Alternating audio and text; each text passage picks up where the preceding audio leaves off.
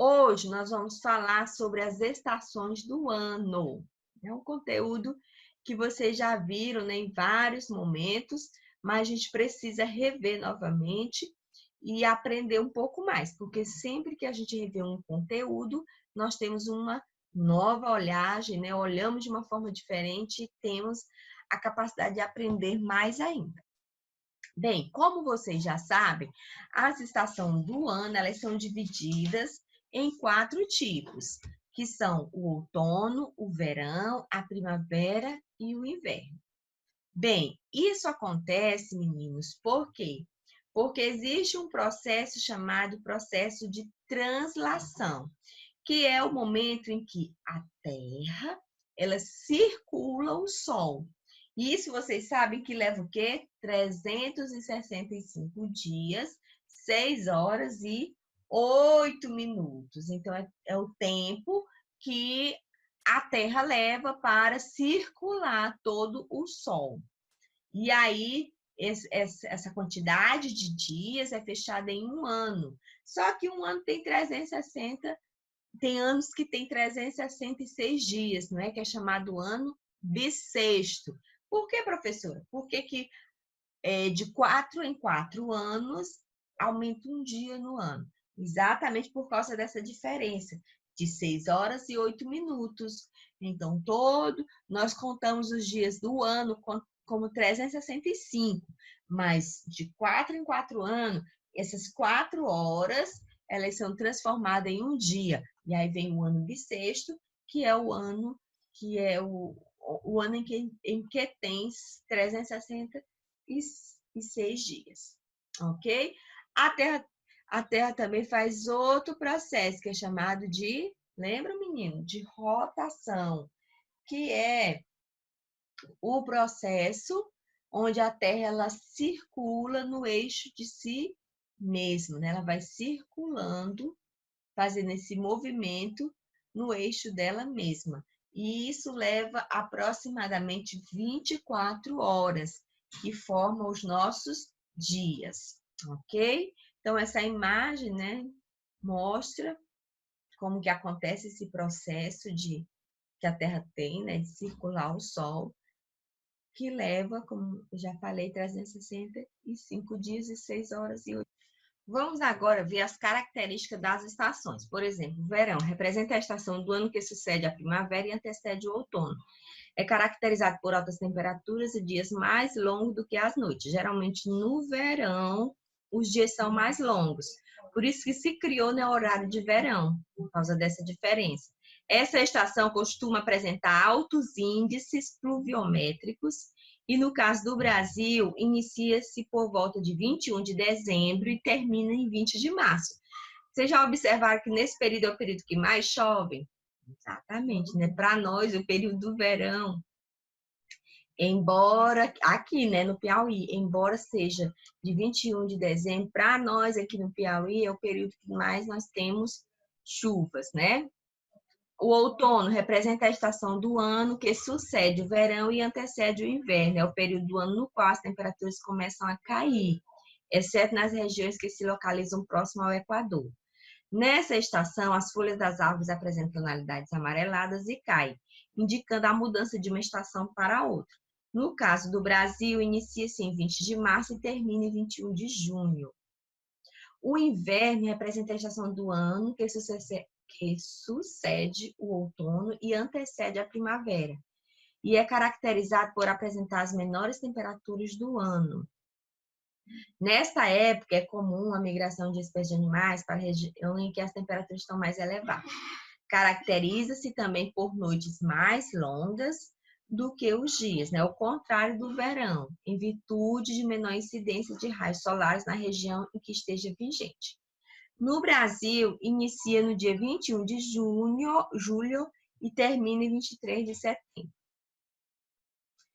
E a primavera representa a estação do ano que sucede o inverno e antecede o verão e é caracterizada por temperaturas mais amenas e agradáveis, visto que os índices pluviométricos começam a aumentar. Nessa estação, os dias começam a alongar-se, e a noite a encurtar-se. Caracteriza-se também pelo reflorescimento da flora terrestre. No Brasil, inicia 23 de setembro e termina 22 de dezembro. Isso? Gente, aqui nós estamos falando do hemisfério sul. Já no hemisfério norte é o contrário. Quando é primavera aqui, lá é outono. Quando é verão aqui, lá é inverno. Então, há essa mudança no período das estações do ano, exatamente por causa do movimento que a Terra faz ao redor do Sol. Então, em certas épocas, a incidência solar ela é mais forte em uma região e mais amena em outra região. E isso vai causando essas mudanças de estações e os períodos em que essas estações elas acontecem, né? Aí eu trouxe aqui algumas curiosidades sobre as estações do ano. Por exemplo, meninos, na Índia, o ano é dividido em 3 estações: quente, frio e chuvoso, né? Diferente dessas estações que nós acabamos de estudar. Nos polos, né, no Polo Norte e no Polo Sul, possui apenas 2 estações, que é o inverno e o verão, ok? E no Brasil, por exemplo, né, a gente não vê muito a questão do inverno com neves, mas existem algumas regiões que isso pode acontecer, né? Algumas cidades, elas já nevaram. Na região sul, essa característica ela é mais comum, né? E frequentemente a presença de neve no inverno, na região sul. Então, para encerrarmos, vamos falar um pouco do equinócio e do solstício. Vamos ver qual é a diferença entre eles. Então, os dois são fenômenos que ocorrem pela variação de intensidade de incidência de luz solar nos diferentes hemisférios do planeta. Durante o solstício, a incidência de luz solar é diferente nos dois hemisférios. Já no equinócio, a incidência solar sobre os dois hemisférios é semelhante, né? Assim como ocorre durante a duração do dia e da noite. No caso do solstício, a duração do dia e da noite são diferentes. No caso do equinócio, a duração do dia e da noite são iguais. É um fenômeno, né, que acontece, que é conhecido desde a antiguidade, né, e que é observado e que está relacionado à incidência de luz. Nessa imagem aqui vocês observam que à medida que a Terra vai realizando o seu movimento, a incidência de luz que é lançada sobre o planeta vai mudando, né? Dependendo do local aonde o planeta está circulando, né? Aí nós temos aqui as datas, a incidência de luz vai estar maior ou menor nas partes do planeta, dependendo da onde ele está. Aí que nós temos a data, né? 21 de junho é quando acontece o solstício e 22 de dezembro, porque nós temos o solstício de inverno e solstício de verão. E aqui nós temos, né, 23 de setembro, quando acontece o equinócio, e 21 de março, o outro equinócio, ok? Mas o que vocês precisam só aprender é que tanto o equinócio como o solstício surgem pela diferença de incidência de luz solar, e que nos solstícios há uma diferença, né, dessa incidência, por isso que há uma diferença no tamanho da noite do dia, né, dos dias, e no equinócio, não. O dia e a noite vão ter o mesmo, eles vão estar com a mesma duração, não vai haver diferença. Vamos falar da previsão do tempo, um pouco do histórico, né, da previsão do tempo. Bem, uma das coisas que nós precisamos entender é que essa questão da previsão do tempo é algo bem primitivo, né? Os homens primitivos, eles já faziam algumas observações. Diz a história, conta-se a história que os homens, eles observavam as nuvens negras no horizonte e ali eles já previam alguma coisa. Quando os pássaros, eles estavam em bandos, já previa alguma coisa no céu. E às vezes eles também, para saber a direção do vento, né, eles lançavam um punhado de terra. E assim, de acordo com o movimento daquela terra, eles sabiam a direção do vento, né? Então, essa atitude que o homem primitivo fazia, tão simples, nós podemos dizer que foi que deu início ao estudo da meteorologia. De uma forma mais concreta, nós podemos dizer que o estudo, né, da meteorologia começou a partir de Urbain Le Verrier, que era um astrônomo, né, que estudava o tempo, né, que estudava os astros. E aí, em um certo momento, em uma guerra que houve no tempo de Napoleão III, aonde os navios de Napoleão eles foram totalmente destruídos por causa de uma grande tempestade, levou Albaim, ele foi desafiado a estudar, a partir desse momento, buscar estudar a previsão do tempo para evitar que acidentes como esse acontecessem. Então, a partir dessa necessidade, começou-se o estudo meteorológico. E aí, a primeira previsão aconteceu em 1855, né? Já faz bastante tempo, né? E a partir de então, vem-se em uma busca, né, cada vez maior de compreender de uma forma real essa previsão do tempo, né? Com o avanço da tecnologia, hoje muitas coisas mudaram, né? Um tempo atrás demorava até 15 dias para saber, né? Aliás, demorava muito mais tempo para saber a previsão do tempo. Agora não, em pouco tempo já se sabe o que vai acontecer até em 15 dias. Daqui a 15 dias eu já sei, hoje eles já sabem se vai chover, se não vai chover, se o tempo vai estar frio, vai estar quente. Então, com a tecnologia, avançou também os estudos. Qual é a importância, gente, do estudo da meteorologia? Bem, existem várias importâncias, mas uma das principais é a questão da agricultura.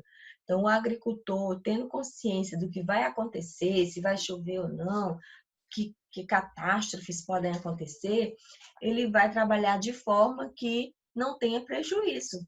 Então, ele vai se organizar e organizar a sua plantação, a sua colheita, de forma que não haja perdas, né, aquela colheita.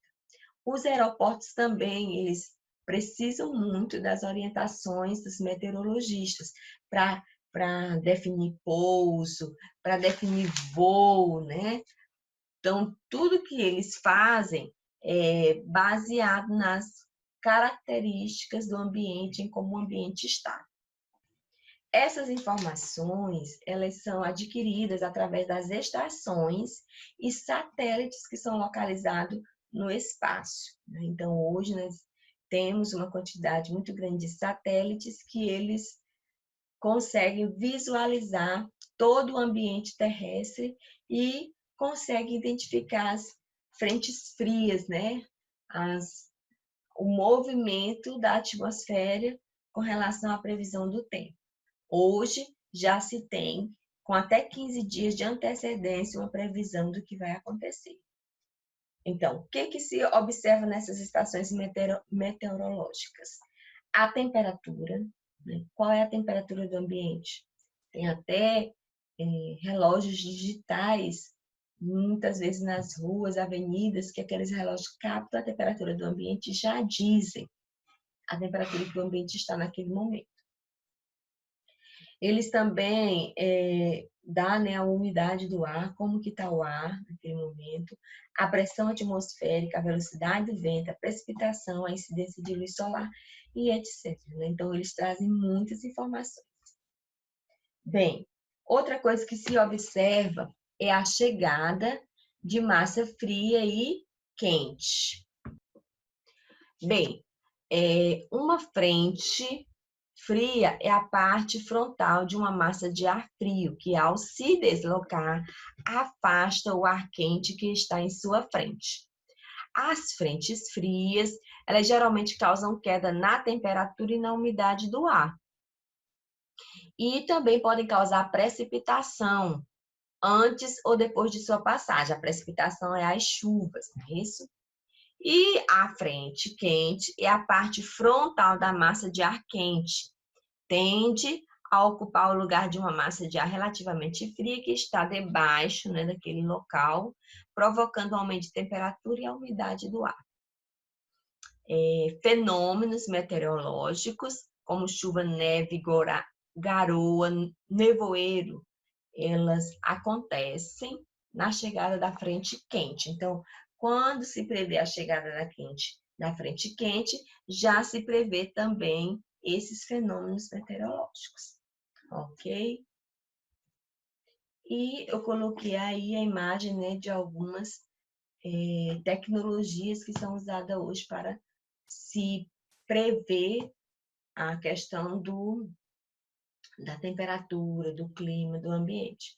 Então, aí nós temos a imagem de um satélite, mas nós sabemos que tem vários satélites. Os satélites, eles monitorizam, né, como vocês observam nessa segunda gravura, né, que é outro satélite, é o SCD1, e aí eles, ó, tem vários pontos aonde eles fazem a transmissão. Bem, o lugar que é feito esse estudo da previsão do tempo é chamado de CPTEC, que é o Centro de Previsão do Tempo e Estudo Climático. Ele existe desde 1994. E, através dos satélites coletam os dados e os dados são enviados para lá, onde são monitorados e são analisados. E aí é feita a previsão do tempo. Então, hoje nós já temos uma tecnologia bem avançada para a previsão do tempo.